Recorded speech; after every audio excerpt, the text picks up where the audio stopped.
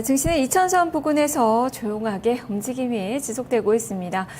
시장은 이렇게 좀 어느 정도 쉬는 그 분위기, 관망세 속에서 쉬는 분위기가 휴일을 앞두고 나타나고 있는데요. 하지만 여전히 쉬지 않고 있는 그 종목군들이 있네요. 오후장 들어서 눈에 띄게 움직임이 활발하게 나오고 있는 종목군들이 바로 정치인 테마주들입니다. 지금 안랩이 7% 이상의 급등세로 한시 구간대부터 강하게 치고 올라서는 모습이고요. 우성사료, NPK 등 이렇게 안철수 테마주로 분류되는 그 종목군들이 6에서 10%대 시세가 나옵니다. 그리고 박근혜 테마주들도 지금 동반해서 또 같이 움직이면서 역시 오후장 들어서 많이 움직임이 강화되고 있는데요. 이지가 3% 이상 오르고 있고 비트컴퓨터가 7% 이상의 급등세가 나오는 등 오늘 정치인 테마주들만이 또 활발한 움직임이 또 나오고 있다는 점도 오후장의 특징으로 좀 볼 수 있을 것 같습니다. 자, 그렇다면 여기서의 전략 어떻게 세워봐야 될지 지금부터 살펴보겠습니다.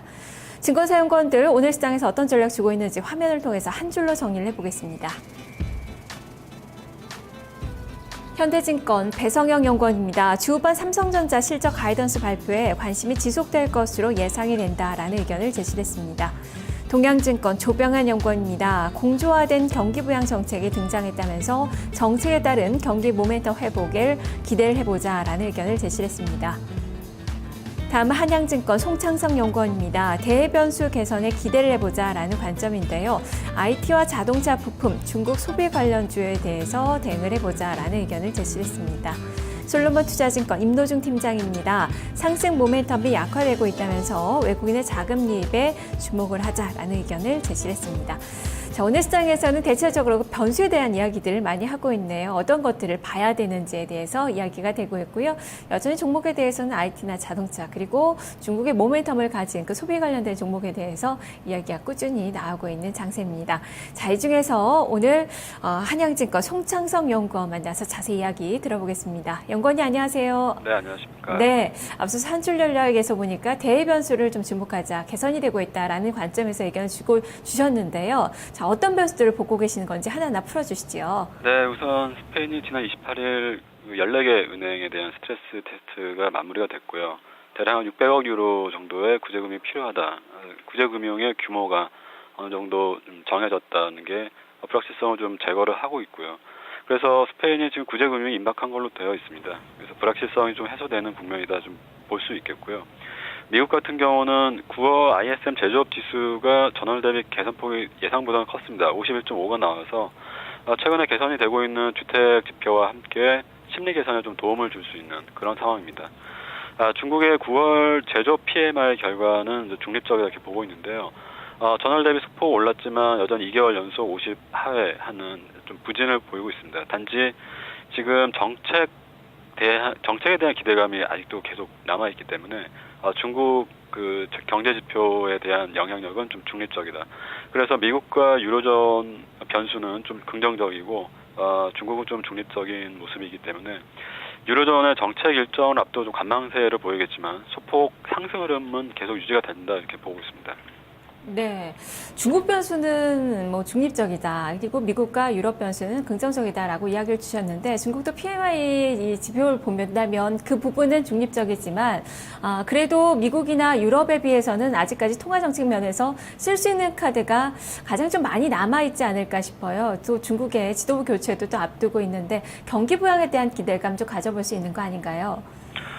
지금 내년 전체 시장을 봤을 때는 중국 쪽의 정책 결정이 가장 좀 중요한 부분이고요. 그다음에 미국 경기에 있어서는 이제 3차 양적 완화를 통해서 이번에는 실질적으로 경기가 좀 부양이 되는 그런 효과가 좀 나타날 수 있겠다 좀 보고 있습니다. 1, 2차 같은 경우는 이제 그 디플레이션을 완화를 시키고 그다음에 그 금융기관을 보호하는 그런 입장이었지만 3차 같은 경우는 실제로 이제 미국의 이제 경기가 실제로 선순환으로 들어가는 거기에 도움을 줄 수 있다 좀 보고 있습니다. 유럽 같은 경우는 일단 국채 시장의 안정이 가장 급선무이기 때문에 이번에 이제 ESM이 좀 출범이 되고 그다음에 스페인의 구제금융이 그 부분에 있어서 좀 결정이 난다면 그 그러니까 국채 시장의 안정을 통해서 이제는 이제 실물 부분의 개선 쪽으로 이제 시선을 좀 돌릴 수 있는 그런 여건이 마련된다 이렇게 보고 있습니다. 네, 그렇다면 앞으로 좀 방향성도 나올 수 있을까요? 저 어떻게 보세요? 이제는 그 기존의 노력들의 성과를 지금 조금씩 얻어낼 수 있는 그런 국면으로 좀 들어갔다 좀 보고 있습니다. 그래서 지금 연휴가 끝나고 지금 10월과 11월에 상당히 좀 중요한 국면으로 좀 보고 있고요. 왜냐하면 이제 시장 참여자들의 이제 생각들이 정책에 나왔지만 이것이 근본적으로 해결이 될 수 있는 건 아니지 않냐. 이런 그 글로벌 경기 전망에 대한 전체적인 좀 시각이 좀 좋지 않았기 때문에 그래서 장기적이고 적극적인 좀 투자 판단을 못했지만 이제는 그 전체 그 글로벌 경기가 회복이 될 수 있는 어떤 그 단계 거기에 이제 준비 단계가 어느 정도 마무리됐다 좀 보고 있기 때문에 10월과 11월 그다음에 내년 1분기가 좀 상당히 좀 중요하다. 저는 그 글로벌 경기가 좀 회복적으로 간다라는 쪽으로 좀 보고 있습니다. 예, 그렇다면 그런 관점에서 본다면 어떻게 지속적으로 주식을 사야 된다라는 시각이신지 어떤 업종에 또 관심을 가져야 되는지 최종 전략을 제시해 주시죠. 일단 내년 시장 2분기까지 본다면 지금의 수준이 좀 매력적인 구간인 건 맞습니다. 단지 변수가 있다면 뭐 국내 시장 참여자들이 지금 우려를 하고 있는 이제 그 미국의 이제 흔히 얘기하는 이제 재정 절벽 이제 변수가 있는데 그거는 11월 6일 대선이 끝난 다음에 본격적으로 좀 논의가 될 걸로 봅니다. 하지만 지금 워낙 다른 그 시장 주체들이 재정 절벽이 실제로 현실화된다면 미국 경기에 너무나 이제 상당히 부담을 준다라는 그런 경고를 계속 많이 하고 있기 때문에 뭐 갈등은 있겠습니다만 여기 양당의 합의로서 해결된다. 그거 좀 보고 있습니다. 따라서 지금의 어떤 지수로 봤을 때 퍼가 한 9 정도 되는데 지금은 좀 매수 관점으로 봐야 되지 않겠냐 이렇게 보고 있습니다. 예, 그렇다면 어떤 업종을 좀 중점적으로 좀 봐야 될지 또 대형주 중심으로 매매 전략을 세우는 것이 좀 올바를지 투자 전략 측면에서 조금 더 설명을 해주시죠. 지금은 이제 아까 말씀드렸듯이 관망세가 있기 때문에 뭐 대선 관련주랄지 아니면 뭐 엔터테인먼트나 게임주 쪽으로 관심이 가지만 일단 11월에 어떤 유로존에 있어서 정책 일정적으로 좀 마무리되고요. 그다음에 실제로 이제 유럽과 미국의 증시가 다시 방향성을 잡는다면 다시 그 대형주 쪽으로 좀 가야 되지 않겠냐 좀 보고 있고 수급 차원에서도 역시 지금 시장을 끌고 있는 거는 외국인과 연계금이기 때문에 대형주 쪽으로 다시 한번 관심을 가져야 되지 않겠냐 좀 보고 있고 업종별로는 역시 IT, 그다음에 자동차 부품, 그다음에 화학 업종, 그다음에 중국 관련 소비 업종이 1차적으로 좀 그 긍정적인 흐름을 가져간다 이렇게 보고 있습니다. 예, 알겠습니다. 말씀 잘 들었습니다. 네, 맞습니다.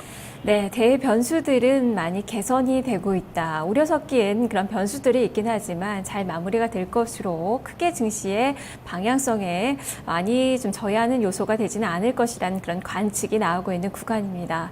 지금은 엔터테인먼트 관련된 종목군들 게임주들이 많이 움직이는 그런 장세인데요. 하지만 이제부터는 대형주 쪽으로의 관심이 필요하다라는 의견도 제시가 됐네요. 한양증권 송창성 연구원과 함께했습니다.